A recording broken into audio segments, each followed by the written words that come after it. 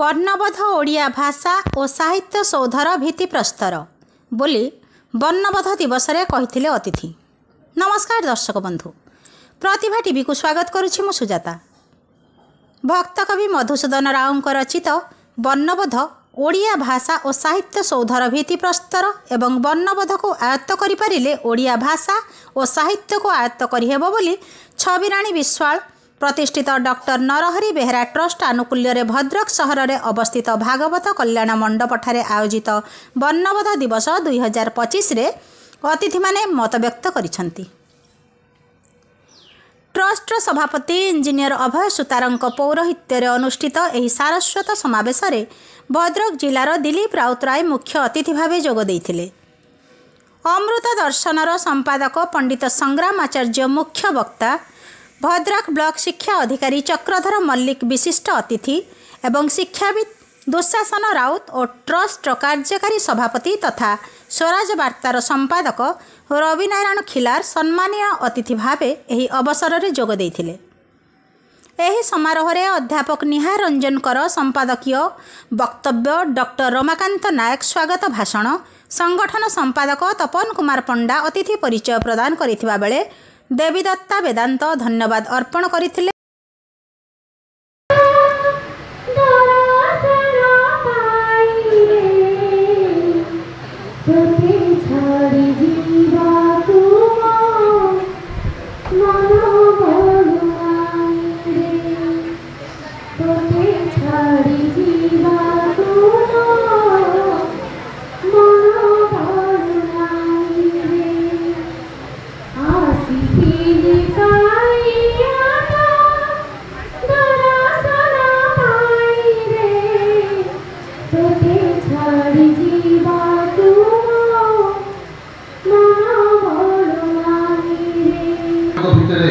सचेतनता सृष्टि करने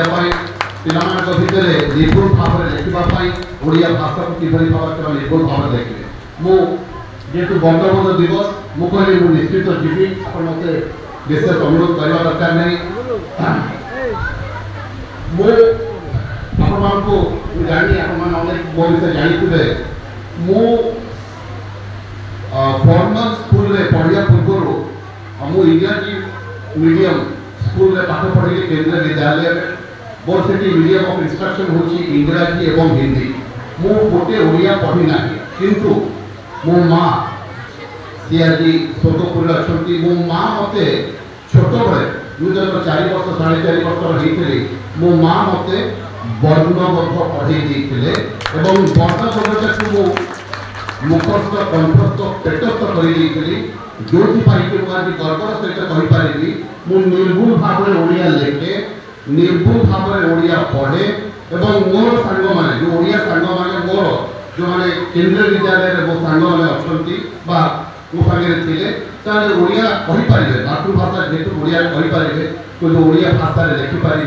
कहीपर मुझे दृष्टि गोटे बेसिक मु बहुत खुशी जे मोर जो ओडिया या तो मिसे लब 49 किंतु रू रू जो दीर्घर को लगे से स्वरबंध ताकू जब मिसेवा तार 50 वर्ण आउ गोटे जगह लू बोल गोटे शब्द गोटे वर्ण अच्छी तार व्यवहार किसी ना कि देखा मिसेले 51 हूँ वर्णमाला तेणु ओडिया भाषा यही प्रकार जो विविधता रही वर्णमाला से संपर्क में ये गुणीजन मान वर्तमान समाज जो मैंने ये विषय आगे आसती भाषाविद मैंने से ध्यान देवा उचित। ये अल्प दिन तले 2-3 मास तले आम साहित्य आम जननी जहाँ बहुत मातृभाषा कार ये कार्यक्रम उत्सर्गित डॉक्टर नरहर बेहेरा ट्रस्ट तरफ कार्यक्रम परोक्ष कर जड़े सुसाहित्यिक कमकार आकाशवाणी गीतिका विशेषकर विशिष्ट शिशु साहित्यिक इंजीनियर अभय सुतार मो श्रद्धा सम्मान जनाऊँ। आज आम परम सौभाग्य आम समस्त प्रिय जिलापाल श्रीयुक्त दिलीप राउतराय महोदय आज आम गहन मुख्य अतिथि भाव में उपस्थित होते ତାଙ୍କୁ ମଧ୍ୟ ମୁଁ ଶ୍ରଦ୍ଧା ଓ ସମ୍ମାନ ଜଣାଉଛି ଏବଂ ଆମେ ଆହୁରି ମଧ୍ୟ ଆଜି ଭାଗ୍ୟବାନ ଯେ ଆମ ଗହଣରେ ଅଛନ୍ତି ବିଶିଷ୍ଟ ଆଧ୍ୟାତ୍ମିକ ପ୍ରବଚକ ବାଗ୍ମୀ ଅମୃତ ଦର୍ଶନ ପତ୍ରିକାର ସୁଦକ୍ଷ ସମ୍ପାଦକ ପଣ୍ଡିତ ସଂଗ୍ରାମ ଆଚାର୍ଯ୍ୟ ମହୋଦୟ ଆଜିର ମୁଖ୍ୟ ତତ୍ତ୍ୱ ଓ ବେଦଦତ୍ତା ବେଦାନ୍ତ ଅତିଥିମାନଙ୍କୁ ମଞ୍ଚକୁ ନିମନ୍ତ୍ରଣ କରିଥିଲେ। ଏହି ଅବସରରେ ଭଦ୍ରକ ଜିଲ୍ଲାପାଳ ଦିଲ୍ଲୀପ ରାଉତରାୟ, ଅବସରପ୍ରାପ୍ତ ପ୍ରଧାନ ଶିକ୍ଷକ ତଥା ସାହିତ୍ୟିକ ଉମାକାନ୍ତ ନାୟକ ଓ ଅବସରପ୍ରାପ୍ତ କ୍ରୀଡ଼ା ଶିକ୍ଷକ ବରେନ୍ଦ୍ର କୁମାର ବାରିକଙ୍କୁ ସମ୍ବର୍ଦ୍ଧନା ପ୍ରଦାନ କରାଯାଇଥିଲା ଏବଂ ପ୍ରଧାନ ଶିକ୍ଷୟିତ୍ରୀ ଜାନକୀ ପାଢ଼ୀ, ଶିକ୍ଷୟିତ୍ରୀ ମନୋରମା ରାୟ ଓ କବୟିତ୍ରୀ ସଂଯୁକ୍ତା ବଳ ନାୟକ ମାନପତ୍ର ପାଠ କରିଥିଲେ। ସଂଯୁକ୍ତା ବଳ ନାୟକ ମାନପତ୍ର ପାଠ କରିଥିଲେ। ବର୍ଣ୍ଣବୋଧ ଭାଷା ଓ ଶବ୍ଦ ପ୍ରତିଯୋଗିତାରେ କୃତି ଛାତ୍ରଛାତ୍ରୀମାନଙ୍କୁ ପୁରସ୍କାର ପ୍ରଦାନ କରାଯାଇଥିଲା ଏବଂ ଅବସରପ୍ରାପ୍ତ ପ୍ରଧାନ ଶିକ୍ଷକ ବୈକୁଣ୍ଠନାଥ ଓଝା, ଶିକ୍ଷୟିତ୍ରୀ ଶ୍ରଦ୍ଧାଞ୍ଜଳି କର, ପ୍ରଣତି ମହାନ୍ତି ଓ ମମତାରାଣୀ ପଣ୍ଡା ପ୍ରମୁଖ ବିତରଣ ଉତ୍ସବ ସଂଯୋଜନା ଓ ପରିଚାଳନା କରିଥିଲେ।